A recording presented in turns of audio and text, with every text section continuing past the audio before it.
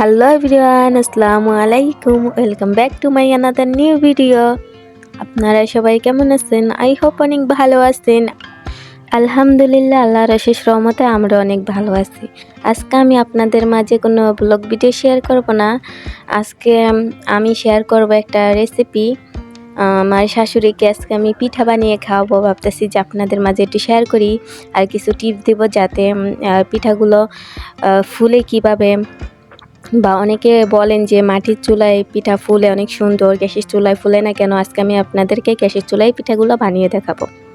প্রথমে এখানে আমি গরম পানি, ফুটন্ত গরম পানি নিচ্ছি।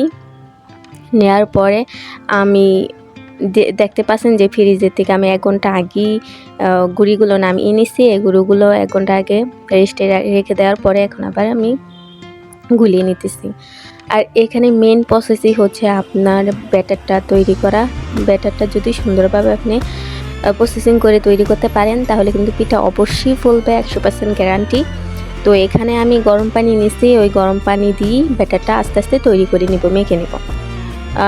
আপনারা প্রথমে অল্প পানি দিয়ে ব্যাটারটাকে মাখাবেন, 5 মিনিটের মতো মাখাবেন। মাখানোর পরে আস্তে আস্তে পানি দিয়ে ব্যাটারটা আর কি পাতলা করে নেবেন, একটা আইডিয়া করে পাতলা করে নেবেন সুন্দর করে। আপনারা তো দেখতেই পারলেন আমি কিভাবে পাতলা করে ব্যাটারটা করে নিচ্ছি।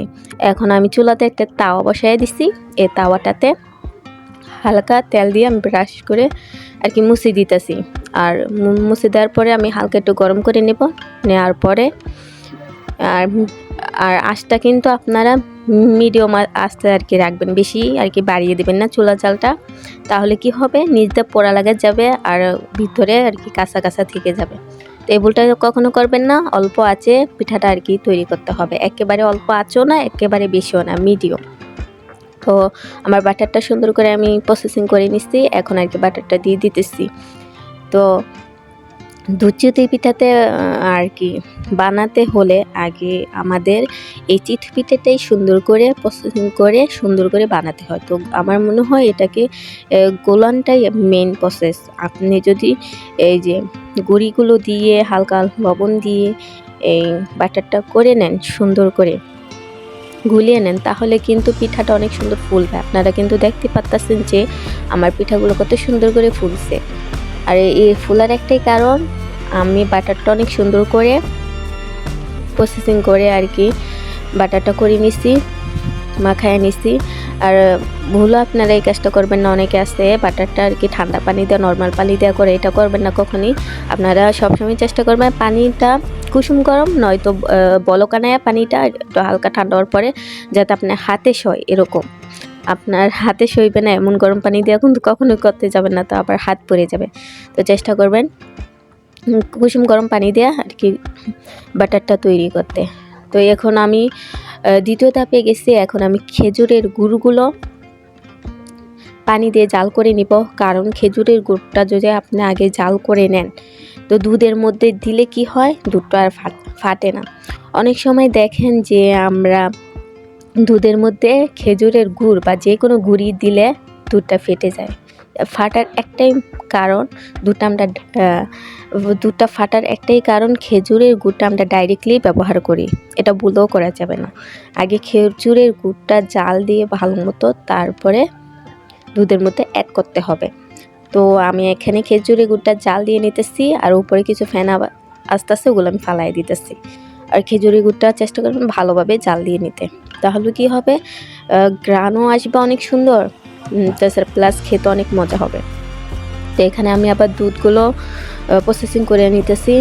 দুধের মধ্যে এখানে আমি কিছু মশলা অ্যাড করছি, আপনারা চাইলে স্কিপ করতে পারেন। আর কি মশলা ইউজ করছি ওগুলো হচ্ছে এলাচ আর একটা লবঙ্গ আর একটা তেজপাতা। তো আপনাদের যদি এই গ্রান ভালো লাগে তাহলে অ্যাড করতে পারেন, নয়তো স্কিপ করতে পারেন। তো আমার এই টিপসগুলো যদি ফলো করে আপনারা এইভাবে দুধ চিতই পিঠাটা বানান তাহলে আর কি খেতে অনেক মজা হবে, দেখতে অনেক সুন্দর হবে, আর পিঠাগুলো অনেক সুন্দর ফুলে যাবে, ফুলকো ফুলকো হবে, দেখতে অনেক সুন্দর, খেতে অনেক মজা। তো আমার দুধটা আমি অনেক আর কি গাঢ় করে বা অনেকক্ষণই জাল করে নিব, প্রায় 10 মিনিট 20 মিনিটের মতো আমি অনেকক্ষণ জাল করে নিব, যতক্ষণ দুধটা একটু ঘন হয়ে আসছে। তো আমার দুধটা দেখতেছি পাচ্ছেন মানে অনেকখানি কমে গেছে।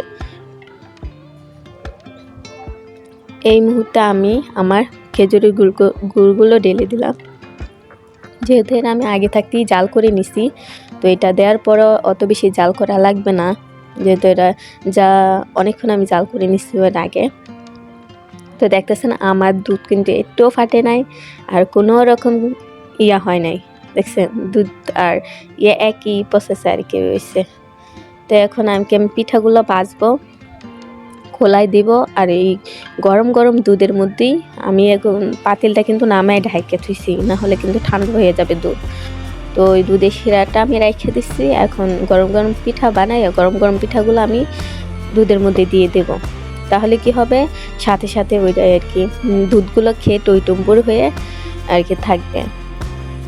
তো আপনারা যদি ঠান্ডা করে পিঠাগুলো দেন তাহলে কিন্তু পিঠাগুলা আর কি রসটা আর কি শুষে নিতে পারবে না। তো চেষ্টা করবেন পিঠাও গরম থাকতে আর দুধগুলো গরম থাকতে, দুধের মিশ্রণটা যাতে গরম থাকে। তো এক এক করে আমার পিঠাগুলো ভেজে নিতেছি, আর ভাজার পরে আমি দুধের মধ্যে দিয়ে দিতেছি। আর আপনারা চেষ্টা করবেন দুটোটাই যাতে কুসুম গরম থাকে। তো এখানে আমি কিছু নারকেল অ্যাড করে দিতেছি, আপনাদের যদি ভালো লাগে তাহলে নারকেল অ্যাড করে দিতে পারেন। আর যারা এই পর্যন্ত আমার ভিডিও দেখছেন, যদি আমার ভিডিওর কোনো অংশ আপনার ভালো লেগে যায় তাহলে একটা লাইক দিয়ে চ্যানেলটাকে সাবস্ক্রাইব করে আমার পাশেই থেকে যেতে পারেন। আল্লাহ হাফেজ।